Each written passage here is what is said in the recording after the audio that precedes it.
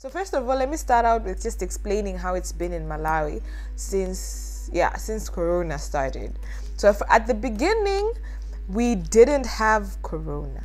Okay, I'm putting it in quotes because we didn't have testing kits yet. We didn't have a way to test. So we just never appeared on the map as people with cases.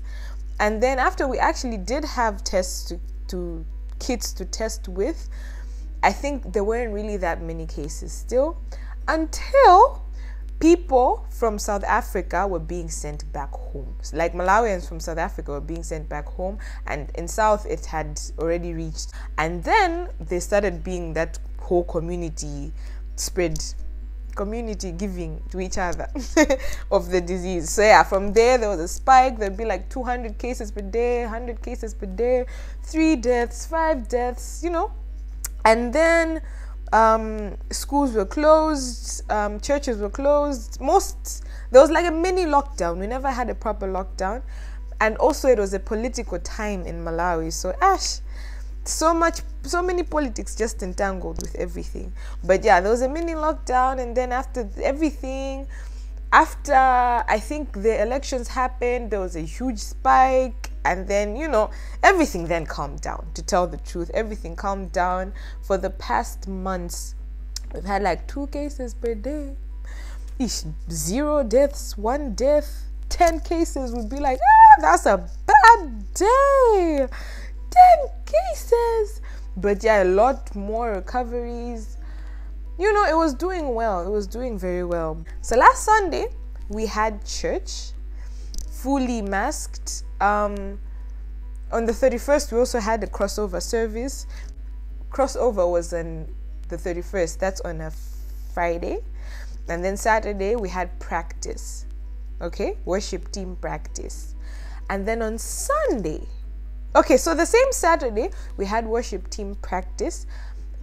And I hadn't been going to the worship team practices for the longest time. But then this time I'm like, okay, my New Year's resolutions, I want to start going to practice now. And then I go to practice that Saturday after the 31st. And now, after the practice, the pastor had called all the worship team members to sort of just gather with him at his house. All COVID measures, you know, measured.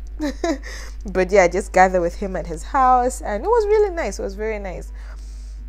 But while we are there, one of the key, I'm going to call her Sally. Yes. Sally didn't come for that practice. And it was very shocking because she's almost always there. So Sally has a sister there. Her name is Mary. So Mary came, and then we're like, where's Sally? And then she's like, she's at home, she's not feeling well. So in my head, I'm thinking, girl diseases. But yeah, she wasn't saying anything. I think she didn't even know anything. So I'm like, hey, most likely girl diseases. If you don't say it in public, it's probably, you know. And then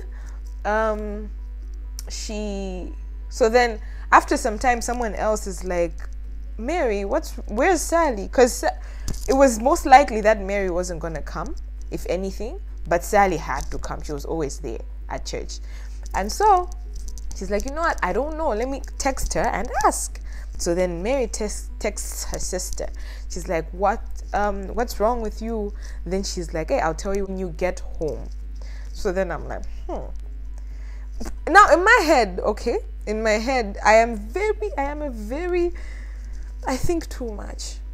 So by the time Mary told us that, Sally says she'll tell me when I get home, I'm like, that's strange. That can't be girl diseases. She was going to say it right away.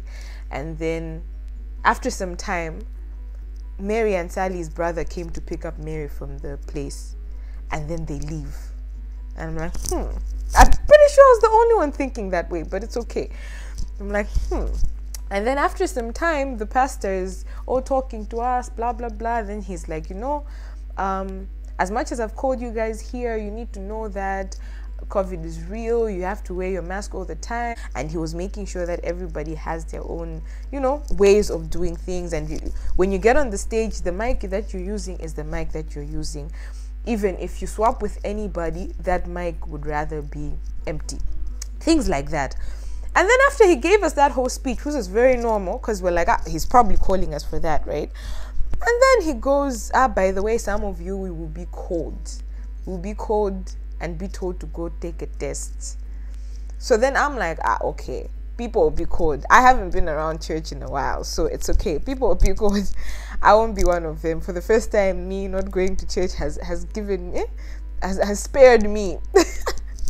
So now in my head, I'm thinking, okay, I feel like now, this whole Sally Mary case, I think it's a corona case, but it's okay. I'm just thinking in my head. And then I leave. So I was with 3 of my friends. If you watched the nail salon whole saga time, that's the day we're doing our nails. So I was with those friends, my diva friend and the waxing friend. After that, we leave, right? We leave. And then one of my friends gets a message. So of us 3, the diva friend is the one who had been going to praise team. Sally had been going to praise team. Mary and my other friends hadn't been going to praise team, and me too. So she's the one, diva friend was the only one who got the message, saying, oh, by the way, you might be in contact with someone who is corona positive. Please go get tested. And she texted me saying, did you get any message from church? And I'm like, no, I did not get any message from church because I haven't been going. And then she's like, they told me about it. So she thought that because we were all there at the party, it means that that message was coming from that environment, meaning someone in that environment had the Rona. And so. So she goes to get tested that afternoon, and then she's telling me like, oh, okay, I need to go right away. They're telling me to go. I'm like, go girl, go represent us, baby girl. You're gonna be alright. You're gonna be alright. And then the next day she texts me and she's like, oh, I came out positive. And I'm like, okay. I think that was my reaction, because I'm there like trying to make it seem very light, because I'm telling her like, that's a free holiday for you. That means you don't have to go to work. Lucky you have like an extended Christmas, LOL.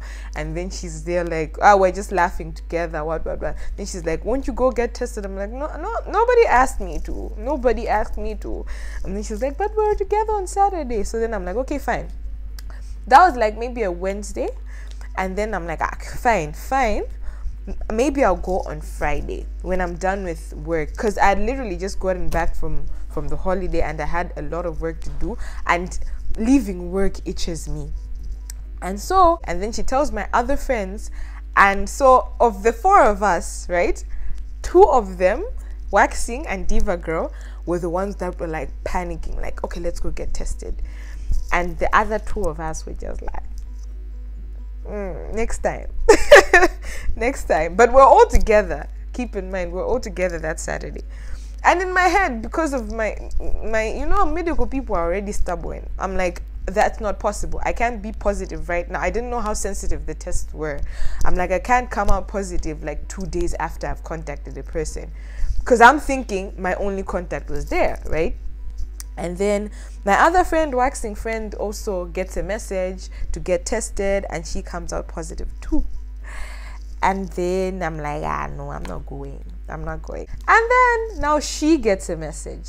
My other friend, who is in denial, gets a message saying, oh, you need to go get tested because of you've been probably in contact with somebody. And then she has to go with her mom, so she couldn't deny it. And then she goes, and I'm like, okay, if she comes out negative, that means 3 of the people I was with, positive. That means 3 of the people I was with on Saturday are positive. That's the end for me. And then that night, she wasn't, like, we'd been texting the whole time, and then that night she just fell asleep without saying anything. And then the next morning, I'm like, girl, should I go get tested or not? You know what I'm asking? She's like, just go. And I'm just like, I know what that means. I know what that means. So then I texted my boyfriend saying, I think we should go get tested. This who and who came out positive, and that just means risky. And both me at least my job is like not in front of people, but still it's like our lab can be very crowded sometimes, but his job is like dealing with people. So I'm like, okay, it's dangerous for you to be working in such an environment when our friends are positive. At least we should be sure. Oh, okay, so I went to go tell my boss. So my boss has a friend who is, okay, not exactly a friend, but affiliate, who is doing a coronavirus study. So then he's like, can you just enroll these 2 people as part of the study, so that at least, I just want to know the test. I don't know what you're going to do with them at the end. I just want to know their test results. And then they tested us. Whew. Okay, I think this part will need a part 2. Okay, just watch out for the part 2. I promise I will upload it right after the part 1.